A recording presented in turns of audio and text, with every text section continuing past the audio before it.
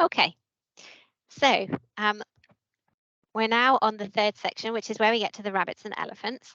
And I just am changing gear ever so slightly from where I was a moment ago. So experience sets us on a life history trajectory. Now, where I left the conversation that we were having earlier about epigenetics and neurogenesis and the white matter and synaptic plasticity was I had introduced lots of examples of how these mechanisms transduced experience that individuals have in the world into these biological adaptations that help to adapt, survive and reproduce. But then, having learnt all of this, I came across the Adverse Childhood Experiences study, which I'm sure many of you are familiar with. So this study relates these adverse experiences that you see on the screen: sexual abuse, physical abuse, psychological abuse, mother treated violently, family member ever imprisoned, substance use in the home, and mental illness and suicidality. That was the first wave of collected adversity. The second wave included physical and emotional neglect. Now, people often say that separation or a divorce and separation are an adversity, but they were not included in this original study, although they were included in some subsequent studies. So this landmark study found that more than 1/2 of the population have encountered adversity. 1 in 8 people had more than 4 adverse childhood experiences or categories of adverse childhood experiences, which doubled their risk for heart attacks, cancer, stroke, lung disease, quadrupled their chances of depression, increased their risk of using drugs or becoming an alcoholic by 5 to 10 times, and more than 6 adverse childhood experiences, this included separation, reduced life expectancy by almost 20 years. They found a dose-response relationship between exposure to adverse childhood experiences and the health risk factors for the leading causes of death. But as I've said, experience in the environment leads to biological changes that assist us in adapting to and surviving in the environment. So how do we make sense of this? Sorry, I should have clicked on that slightly earlier. And this is where the rabbits and elephants come in. So life history theory is an evolutionary theory that coherently explains why different species have different strategies for survival and reproduction. So it's really important to note here that evolution only cares about survival and reproduction.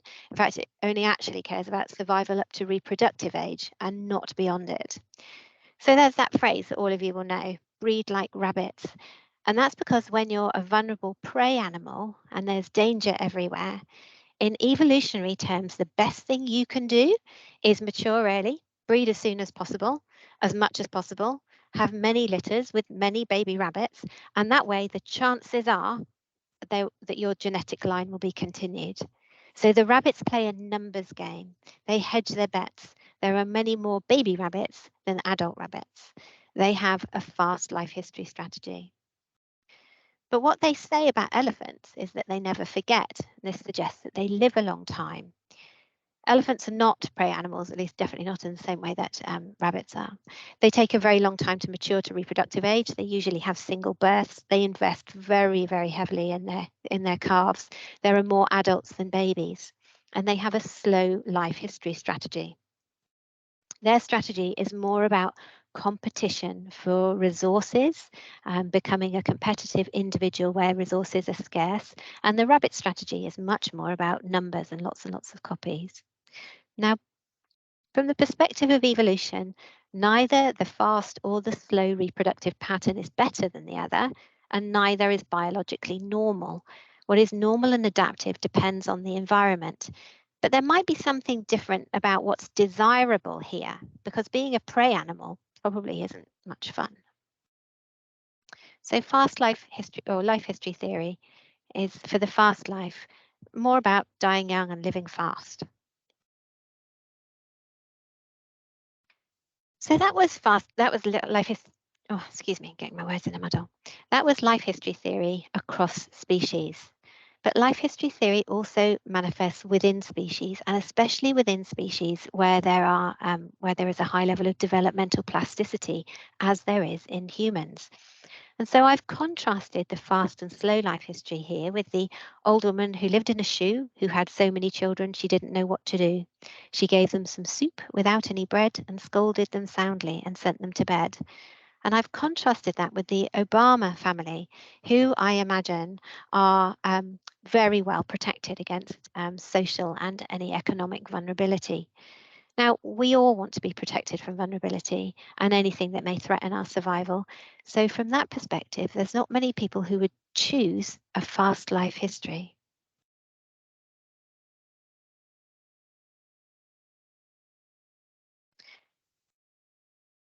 If the environment is stable, predictable, and safe, and relationally safe, we can, without undue risk, plan to create a good long term future. We can delay gratification. You remember that thing with the marshmallows? Do you want one today or two tomorrow? We can delay gratification and defer reproduction until we have acquired resources to assist us in those tasks. We can eat salads, keep fit, pay into a pension, and take our time choosing high quality, trustworthy, reliable, well resourced mates for long term relationships. We're not desperate or emotionally dysregulated to the point that we will turn anywhere to anyone or anything for relief or distraction.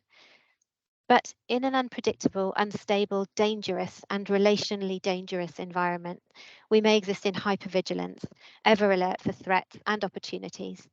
The emotional dysregulation that is a consequence of relational danger and instability poises us to seek any opportunity for regulation or distraction, which we will impulsively take and maximally exploit to make right now and the immediate future better, regardless of the long-term consequences. When we're in pain, we are all orientated to the present. We take risks. Life is cheap. We mature earlier, become sexual earlier, trade long-term stable relationships for short-term, more intense encounters. What may come from this is more children, potentially with different fathers, which is a bet hedging strategy. This increases the chances of some descendants surviving until production, and this is more like the rabbits. I do want to repeat, though, that from the perspective of evolution, neither the fast or slow reproductive pattern is better or superior. Neither is biologically normal. What is normal and adaptive depends on the environment. So there is no judgment in me saying this. I am merely trying to describe the evolutionary pressures that might sort of lead people towards these particular paths. So what I'd like to do now is compare the markers of fast life history strategy with the outcomes of the adverse childhood experience study. Oh, sorry. Yes. So data wasn't collected about the number of children in the ACE study or how many fathers there were of a sibling group, but having more than 4 adverse childhood experiences doubled the risk of getting a sexually transmitted disease and trebled the chances of having more than 50 sexual partners.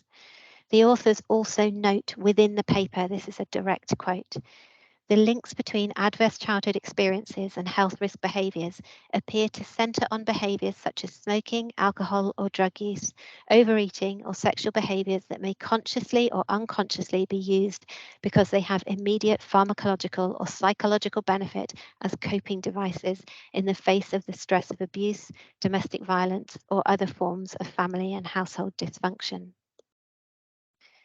But when we look at the list, the Fast and Furious list, it seems to relate to the outcomes of the adverse childhood experiences.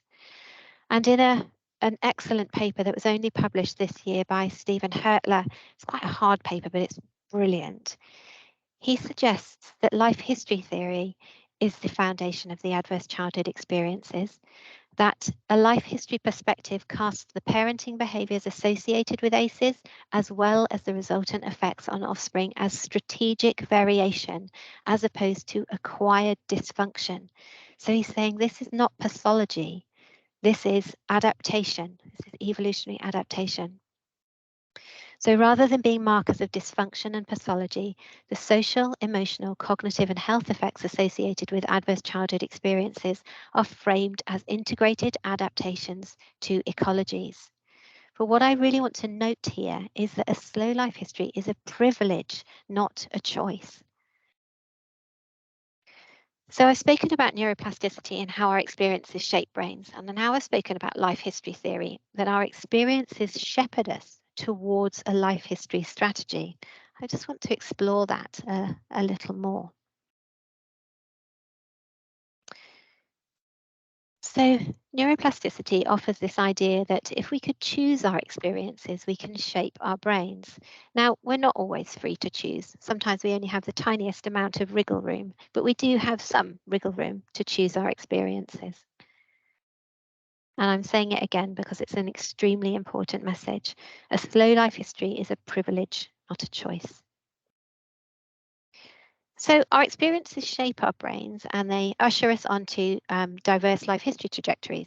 So it seems as though the brains of fast life history strategists and slow life history strategists might be quite different, potentially as shown in the graphic. The fast and furious brain is absolutely built for survival, and the slow and easy brain doesn't have to worry so much about that, so can invest the resources in growing other parts of their brain. As I say, this is speculative and not factual, okay? So fast life history brains are sculpted for living in dangerous or unpredictable environments where survival may be enhanced by being impulsive, exploitative, reckless, and sometimes violent to self or other. Also being manipulative and making ultimately quick decisions that deliver short-term gains, which can generate irresponsible, antisocial, and criminal behaviors. So but now I've spoken about how experiences shape brains, where does that leave our concepts of choice and responsibility? What choices are there in fast life history environments compared to slow life history environments? How developed is a sense of responsibility in a fast life history environment? Is it even fair to attribute the same capacity for responsibility? And can our capacity for responsibility be changed? So, Pathfinder is a preventative policing team that offers interventions that young people voluntarily engage with, and they work to reduce harm and reoffending. And we're doing some work with Pathfinder and other such teams to draw on some of the insights from neuroscience and life history theory to collaboratively formulate and deliver intervention which may potentially help individuals to develop their capacity for responsibility. So the interventions are consistent with this statement, which I've had on my fridge for about 10 years. It's not your fault, but it is your responsibility. So in contrast to approaches that hold compassion and accountability as exclusives, either you are ill or traumatized and therefore not responsible, or you are not ill or traumatized and you are responsible, we take a both and approach, thinking to maintain compassion whilst also maintaining accountability. We aim to support the capacity to act through accountability, compassion, and time rather than react.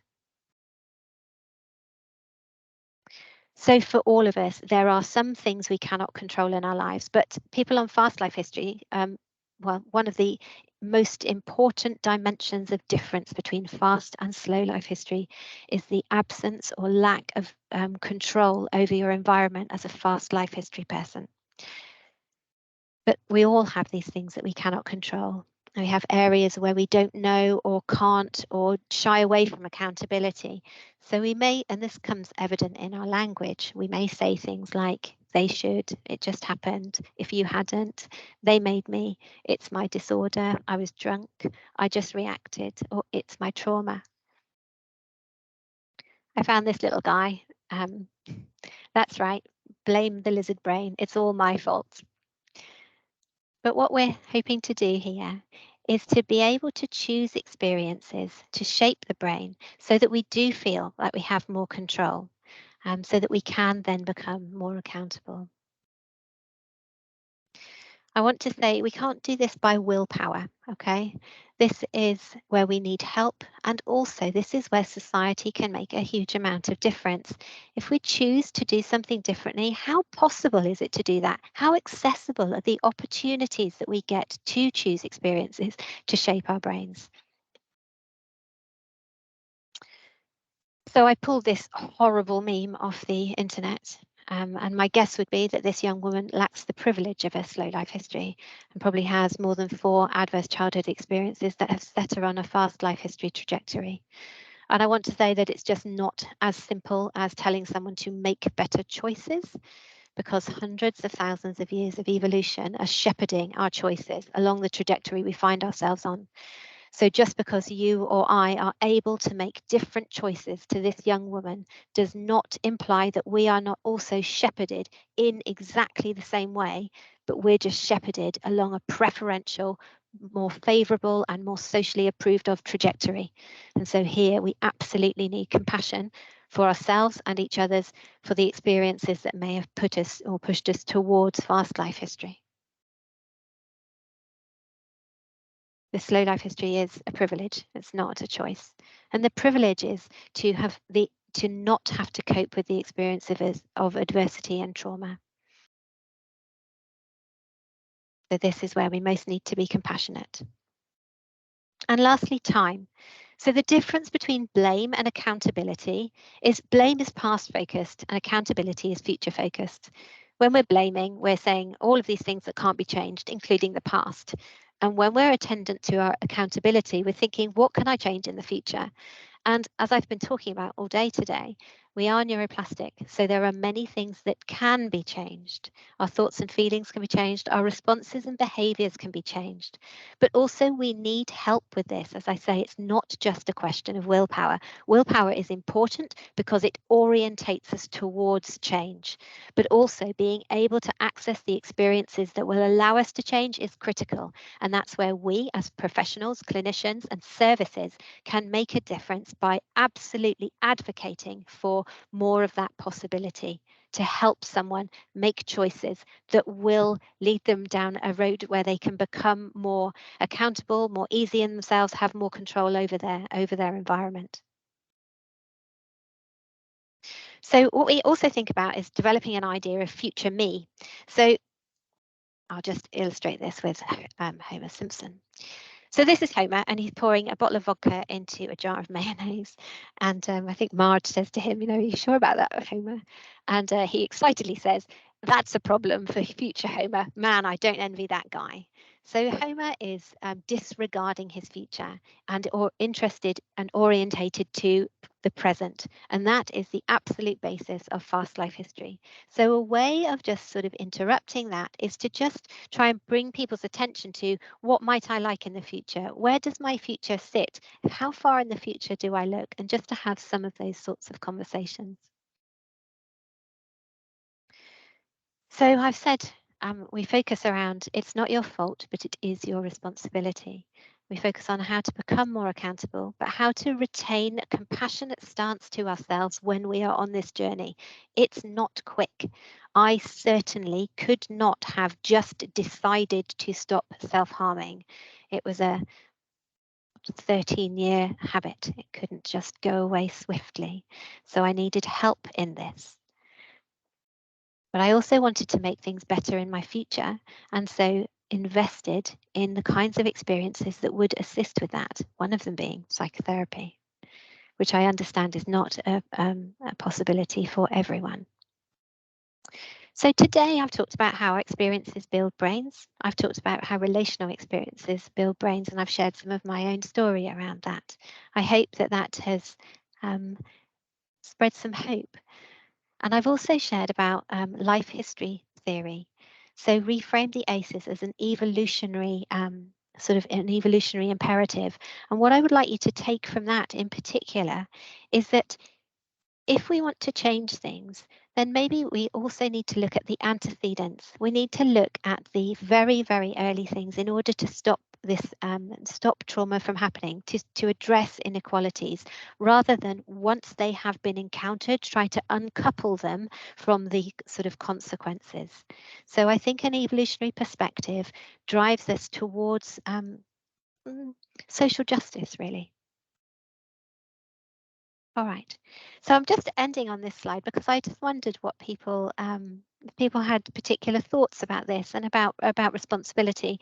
If anyone wanted to address that in the questions, which I will leave open. But here are my contact details, and I'm doing a day session, which is really fun. We build brains. It's great. So I encourage you to come if you can attend, and that's run through Zebra, which I'm sure you all know of, but the contact details are there. Okay, so I'll say thank you. Okay. Right. Thanks, Hayley. I'm going to stop the recording.